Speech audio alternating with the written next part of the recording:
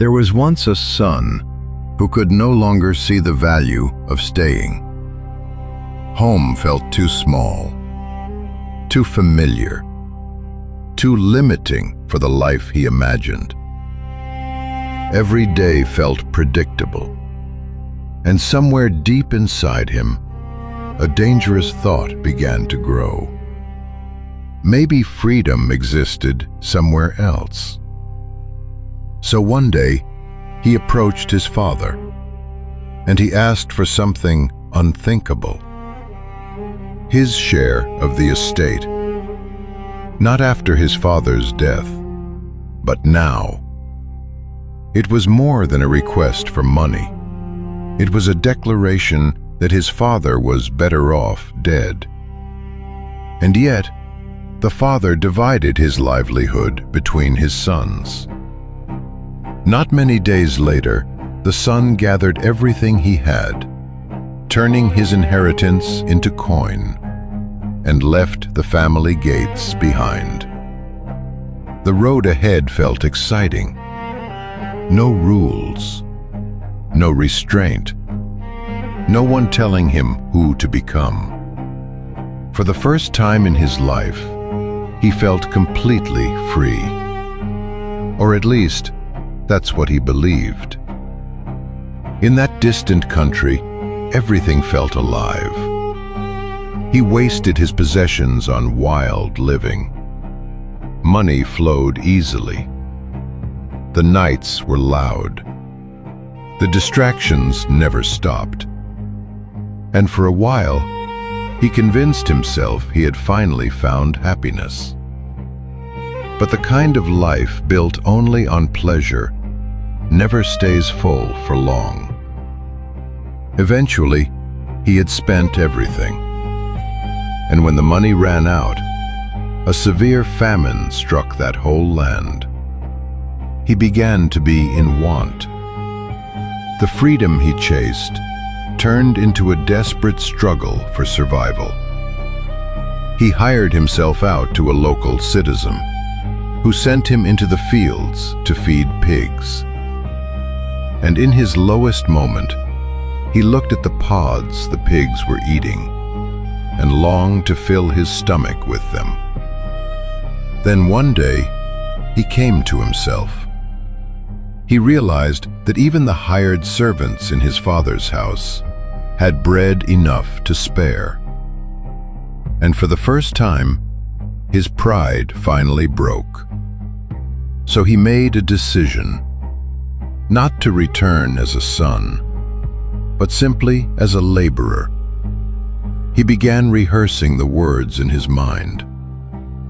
"Father, I have sinned against heaven and before you. I am no longer worthy to be called your son. Make me like one of your hired servants." So he arose and started the journey back. Not confident, not proud, broken. Every step home carried uncertainty. Would his father reject him? Would the village shame him? He had left searching for freedom and was returning with nothing. But while he was still a great way off, his father saw him. Moved with deep compassion, the father did the unthinkable. He ran. He threw his arms around his son's neck and kissed him. The son began his apology.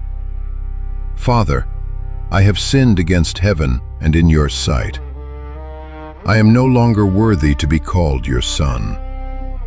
But before he could ask to be a servant, his father interrupted. The father called to his servants, "Bring out the best robe, put a ring on his hand, and sandals on his feet. Bring the fatted calf and kill it.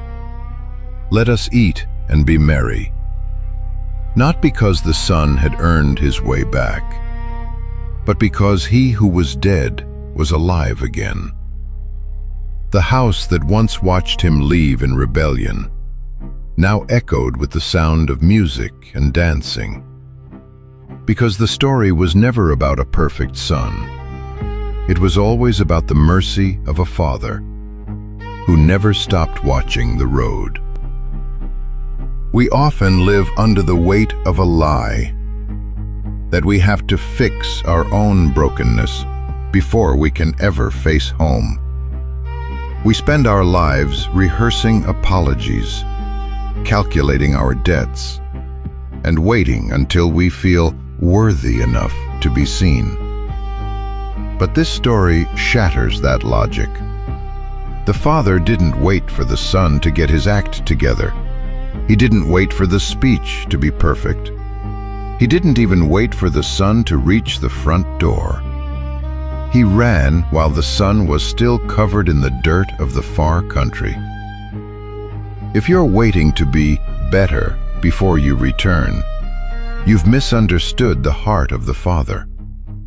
Grace isn't a reward for those who stay. It's a rescue for those who return. You don't have to earn a seat at His table. You just have to turn around. Because your identity was never found in where you've been, but in whose you are.